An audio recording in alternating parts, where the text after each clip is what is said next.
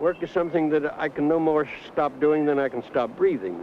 And if you think of work in that sense, then it becomes more than pleasurable. It becomes joyful. And I think Freud was right when he said, toward the end of his life, his disciple said to him, "Master, what is it all about?" And he said, "Love and work." And I find that truer and truer of myself. I get up in the morning, not to go and keep myself occupied or active. I get up in the morning to create something that day that I can go back home and be happy what I did and be happy with my family and with my friends, neighbors, or anybody. This is what's making me what I am today. There are so many people that have nothing to do, and here I am with my hours filled, the time passes, the weeks and the months go on, and I hardly know they're gone. No. I think that painting is a great fulfillment in my life, and I am really pleased with life.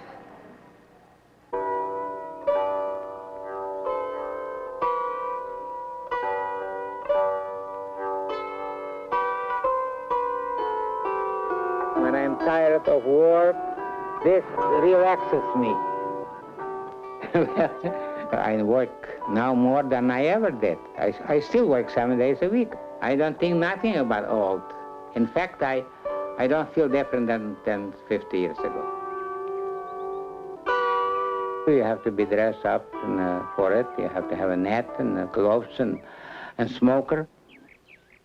Yes, I could use some help, but I still do it all right. And I will do it as long as and I'm not going to quit.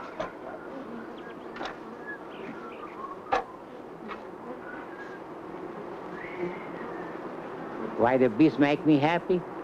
They make honey, and I like honey. That makes the food, and people like honey, and that is a little business. There is like a harmony in it. That's what I call symphony. They have a happy sign when they work in the morning. That you could watch them and listen to them. But when you start to work with them and they get nervous, then that's different sound. It's already loud and fast and something like that. You got to get out quick, otherwise they'll attack you with full force. It's almost same like human. When the human talks slowly, nicely, then on. But when they start to holler and argue, then you better get out. I love all aspects of the natural environment, but trees, I have a special affinity and a special love for trees. They give us shade, they give us beauty, they have life-giving properties, health-giving properties.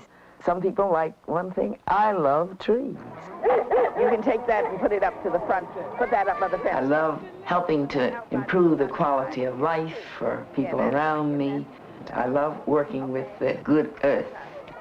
I want a better community. I want to help preserve the environment and improve the environment. I find it isn't something that I elected to do or selected to do, but I found myself doing it, and it's just become a part of my life. Here. That's right. I have wonderful, marvelous friends all over. In the house where I live, in the block where I live, I have friends all over. It's wonderful for you to have, it's wonderful for you to have friends like I have. Hi, Mr. Williams, how are you, sir? I don't feel lonely, or I don't be lonely, because I feel occupied. In my life, I have something to do practically every one of my waking moments. I really am enjoying myself because I'm seeing so many of the things that I would like to see come to fulfillment. I retired from what we call gainful employment when I was 68. I never have worked any harder in my life than I have worked since I retired. My age doesn't disturb me. And the fact that I'm going to be 80, I'd like to think I had quite some more years because there's so much to be done that I'd like to help get it done. Keeping busy sounds like a pretty harmless and meaningless phrase, but actually, what it means for the retiree is filling your life with experiences rather than living in a vacuum. Today, there's people 70, 72, they are sorry they ever went into this retirement. They'd like to go back again to 50, start life all over again. I think retirement, truthfully, is phasing out one form of your life's work and phasing in a new life rather than to think it's going to be just a snap switch, shut off one and turn on another side of your life. The majority of the people that I know of who have given up their regular routines and settled down and gone back to the old rocking chair, most of them are on the way out now.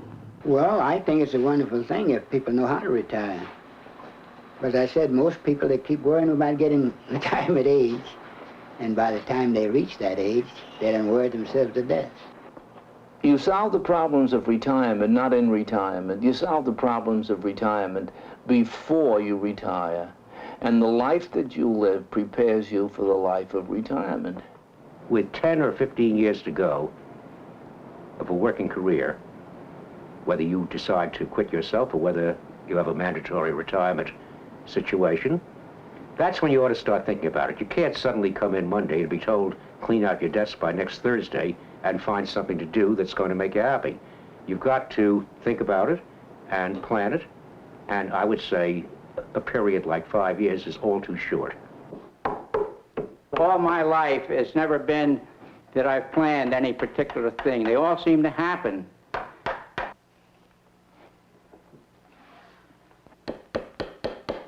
When I left the Merchant Marine after the war, I took a very ordinary job. And it was just so boring, I became interested in woodworking. So I bought a few tools and I worked in my apartment in New York. I put a big piece of plastic over so the dust wouldn't fly all around. For 3 years, I kept my regular job until I built up a business that I was able to quit the job.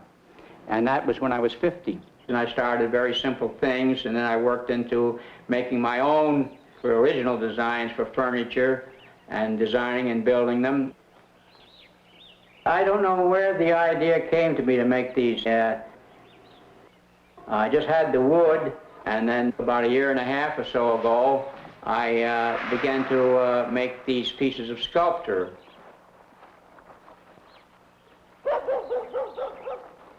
I think I made a spoon first, and then the idea occurred to me to make a set.